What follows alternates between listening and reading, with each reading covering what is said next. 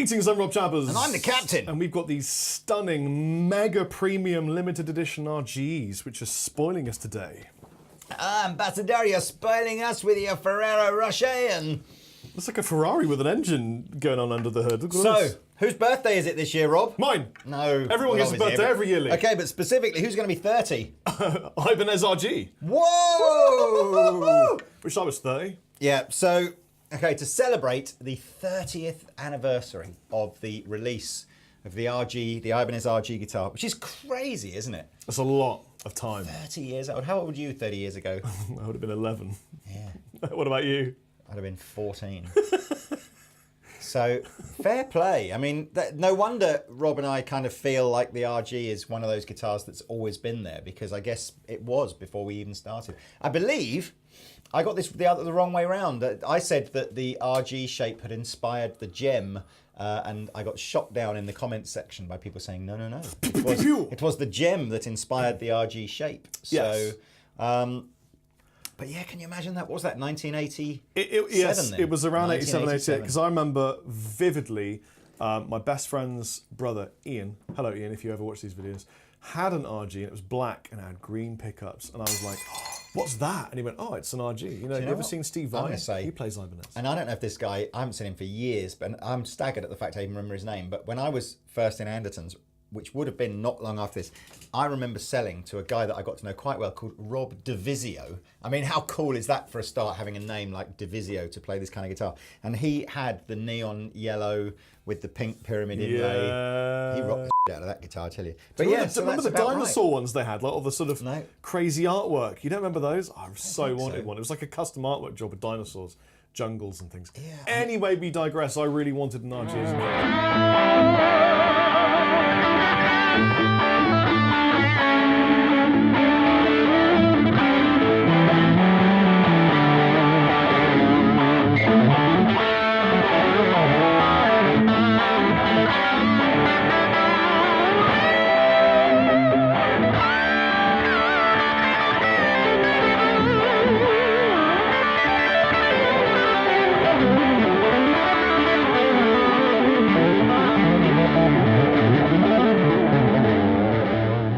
Okay, so now a few years ago, Ibanez did this whole kind of premium prestige kind of differentiation within the range. So you've got prestige, which is Japanese, and premium is this kind of like mid-price, Indonesian-made range of guitars. Probably, in fairness, they've been the guitars over the last year or two that when Rob and I have done demos of them, they've been the ones that have, out of the Ibanez range at least, that we've really gone, whoa, Yes. that is some serious value. Well, I suppose sort of the main sort of holding feature for me was that they were consistently great. Yes. Consistently really, really good. Yeah, lots of use of really cool veneers of like, you know, the burled mahoganies and all that kind of stuff. Very, very cool.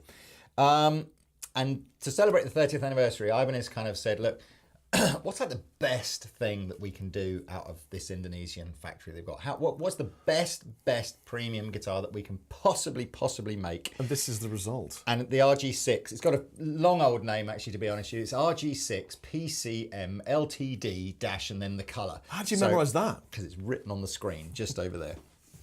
And so there's a few things that have never been done on a premium guitar before. We might as well start with this 11-piece neck. unbelievable Look at that. neck. Are we zoomed in? Of course. I mean, it's 11 pieces of maple and Babinga, Wenge Wenge. or Yeah. Wenge and Babing. In fairness, what it essentially is, it's every single wood that they've just banned from being exported anywhere. Yeah, which I don't. Yeah, which is obviously a bit of a bummer for Ibanez. I don't know quite how that impacts on things, but yeah. So Babinga and Wenge, I think, are part of this whole new Rosewood CITES kind of clampdown. But I'm sure Ibanez will source this responsibly and get the correct documents to send it everywhere. But 11 pieces. Crazy. It's a lot of neck. With a flame maple fretboard. Well, should we just say why they're using 11 pieces of wood on the neck? Because it's what, one more than 10? Because everything goes to 11 is better. Well, but why lots of different kinds of wood in a straight line rather than one piece of wood? Can you think of any? It's rigidity, isn't it? Yes. It's sort of massively more rigid to have different Yeah. kinds of wood grain flowing that way at the same all time. glued and clamped together. Yes, glued and clamped. So if the 11-piece neck with the flame maple fretboard isn't rigid enough for you, they then put a titanium truss rod in Yeah. it. And in case you get attacked by a guy with a chainsaw and you can go, and it's going to go. It'd be so handy, it'll stop just at the rod. And then stainless steel frets, locking tuners, Goto locking tuners as well, so expensive locking tuners. Ibanez proprietary Tremolo, yes. which has got the wicked little gizmo at the back, so you can do all sorts of exciting things. I think it's the first time that Rob and I have ever really played one of these guitars out the box where the trem systems have been set really rigid. Yeah. You know, so it's like, I'm giving that some fairly good welly, but I like it actually because it absolutely gets back to where it was before. 3, 2, 1. The next thing that is new and unique on this for premium guitars is these are no longer a veneer.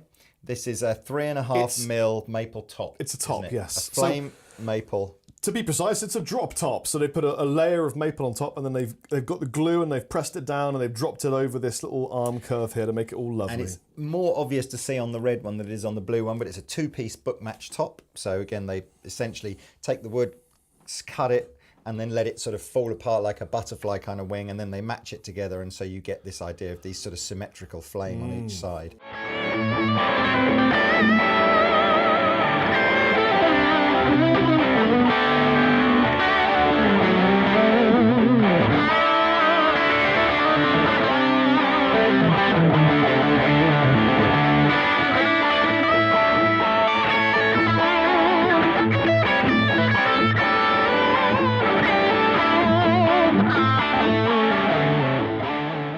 Pickups are Dimarzio pickups, so we have an Air Norton at the neck, a velvet in the middle. True velvet. A true velvet, and a tone zone at the bridge. And these are basically, if you've not realised already, these are the same guitar, just different colours.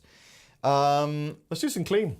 It's a great guitar. What is this, an ash body or something? What does it tell me on the screen? Is it an ash body? Yeah, ash body. See, I know my wood grain. Ash body, maple top. It's quite heavy, isn't it? Well, it's not heavy, it's just reassuringly weighted. Isn't it? Basswood's a lot heavier than basswood. Reassuringly weighted is what I would probably say. And can I just, one last thing before we get into the tones. These are dip dyed. So no, they're not sprayed, apparently. They're dipped to get this sort of top to bottom burst effect. That's well cool. It looks great. Yeah, so actually you get the same burst effect on the back of the guitar as you do on the front of the guitar. You get the same on yours? I've got exactly the same, but mine's red. So but if you flip it over, so it's darker at the bottom and lighter at the top. And these are limited edition, so these will only be in the Ibanez catalogue during 2017. Gotta get used to saying 2017. Yeah, that's a bit weird, isn't it? Really. So yeah, show me some cleans and just general. Okay.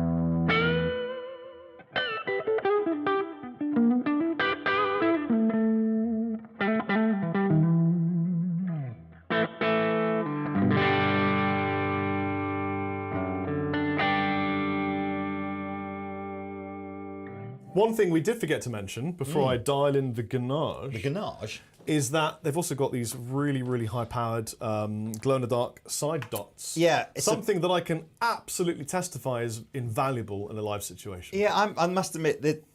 Was it Schecter first started doing that when Keith Merrow kind of wanted the Illumina?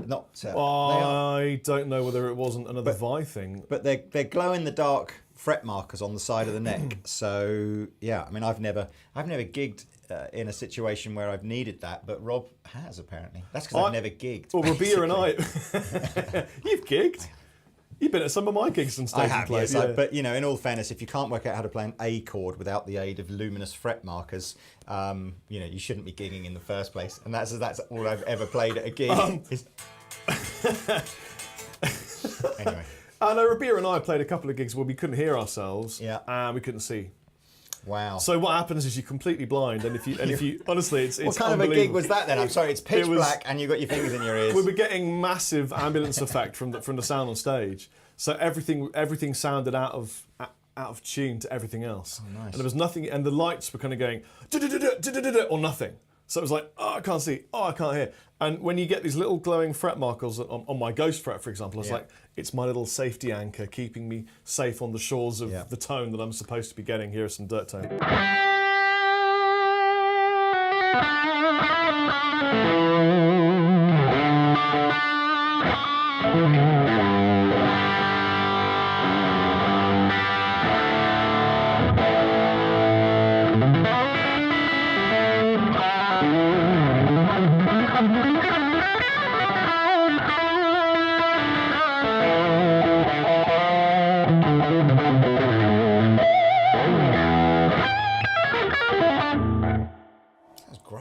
Sounds good. It's got that. But that was just one pickup, though. Oh, sorry. Keep going. Do it some more on another pickup. Well, I got a load of them. That's the problem. You have. Because we could.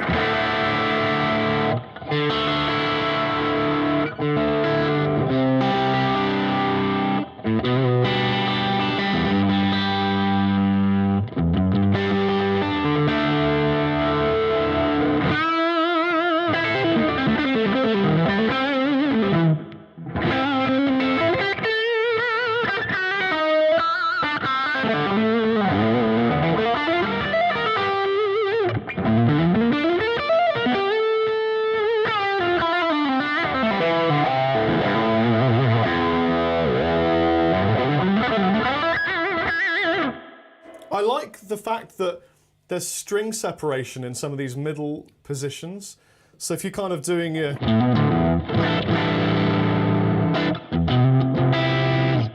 You get more of a sense of the chord, but then when you slam it down...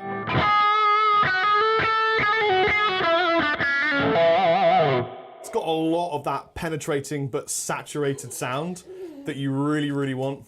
It's certainly honky. I mean, the neck is very typical sort of Ibanez Wizard feeling, so perhaps a little bit wider than you'd be expecting on a Strat down here. Gets, I think, quite a lot wider than you'd expect on a Strat up here. It's very thin, and it has a very flat fretboard. A very flat fretboard.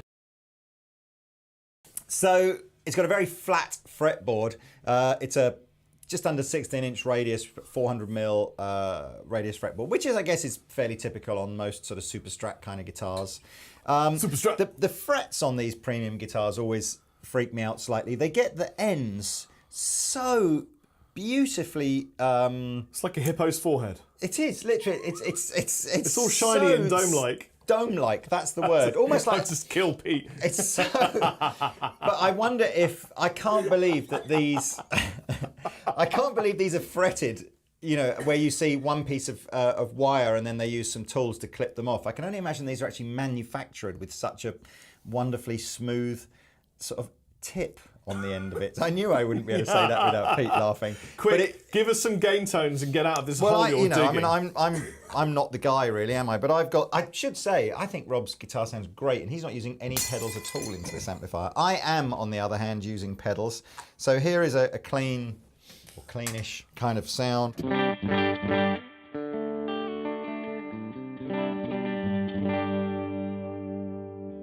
I like the sort of in-between sounds. Just so you know, again, this is nothing new here.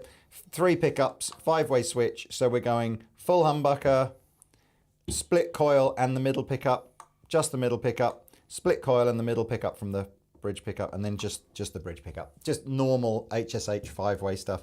So with my JHS Andy Timmons.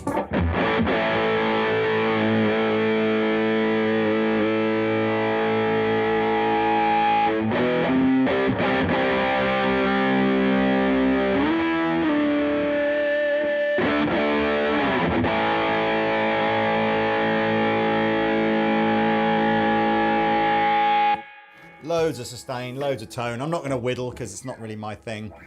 But that's the 6-string in these 2 fabulous colours.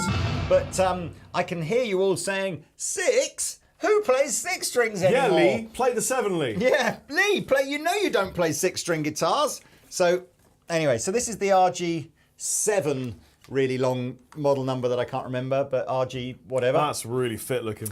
And it's basically the same kind of thing. So you've got the crazy 11-piece neck, you've got the ash body with the maple top. If I wasn't married to the best woman on earth, I'd take that out for dinner, I tell you. What would it eat? What do you think it would order? Fingers. Would it eat fish fingers? Oh, it would eat fingers. It would eat fingers. Okay, so 7-string, here we go. Obviously, I'm adept at playing the 7-string. I grew up playing 7-string and... Do you know what I am adept at? I'm adept at literally playing 7-string guitars where I avoid going anywhere near the B string.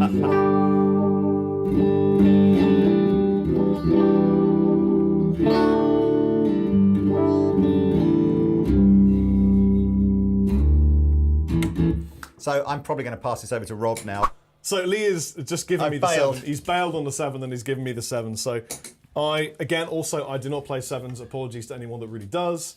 I'm just going to start with a couple of clean tones and take you through. You'll notice the only real difference here is that it's not HSH, it's 2 humbuckers. They're both Andertons, I think. No, they're not. They're PAF 7s. They're PAF 7s. PAF 7? Yeah.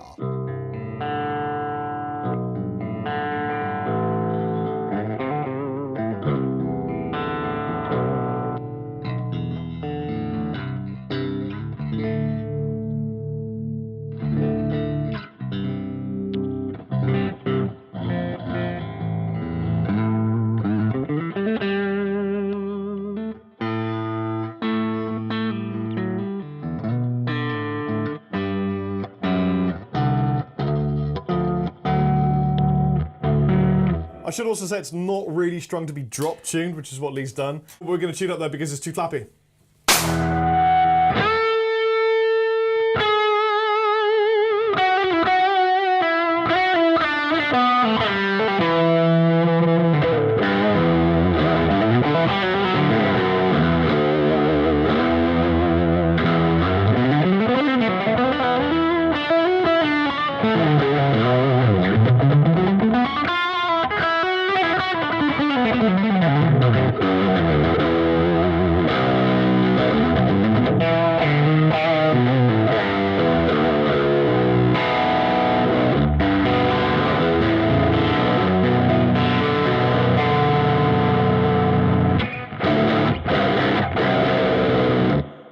So there we go. That's the 7-string. As I said, everything we told you about the 6-string is basically repeated. The only difference is because you've got 2 humbuckers rather than HSH, it does this clever thing. So this is normally wired humbucker. This position here is still these 2 coils, but wired in parallel, so more like that out of phasey kind of Strat sound. This is both humbuckers. Then you've got the 2 coils like this, and then you've got the full humbucker. Yes, so, the full fat cheese. Yes. I'm not a 7-string player, and I'm sorry to 7-string players. Yes, but you got the idea. If you're a 7-string player, I'm sure you'll have an idea what you can do with this. Tell you what, the back's as nice as the front. It is. We don't often say that, do we? Oh, I do. You do. So there we go. Look, I'll put links in the description below. These are going to be somewhere around about the £1,100 mark. They come with a nice hard case. Well, one of those like, what do you call it, where you got like a soft hard, a canvas covered sort of semi-hard. Wait, I think Pete's going to get one. Kind of like get that blue one. We'll make a thumbnail. Kind of like Bruce Lee in a tent. So kind of like hard but canvas covered. Grab that case in one hand and that blue guitar in the other one, and we'll make a thumbnail. I've loved these. They've been really good fun to play. Yeah. And one day, you and I will learn how to play a 7-string, and it won't be quite so difficult to do these kinds of guitars. It's all kind of, I think Indonesia, man. It's the new It's Japan, the world's new guitar factory. Where, brands are getting great quality and great value at the same time. So there we are. I think Indonesia is the new Korea, and I think Korea is the new Japan. And Japan is the new America. And America... I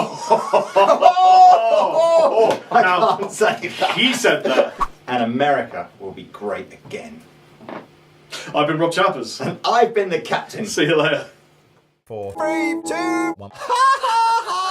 So here are some.